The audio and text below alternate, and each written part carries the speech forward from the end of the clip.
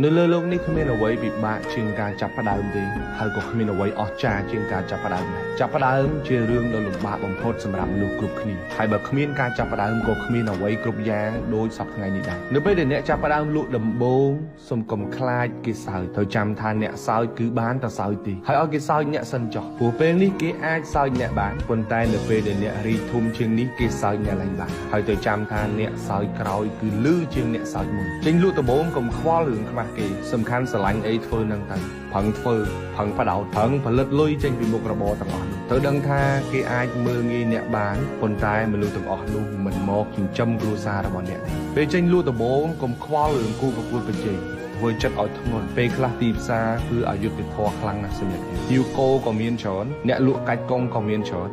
តែត្រូវធ្វើខ្លួនឲ្យមានតម្លៃបំផុតសម្រាប់ភ្ញៀវរបស់អ្នកត្រូវចាំថាដើមឈើមួយដើមដែលចាក់ឫសបានជ្រៅមិនងាយរលំងាយទេ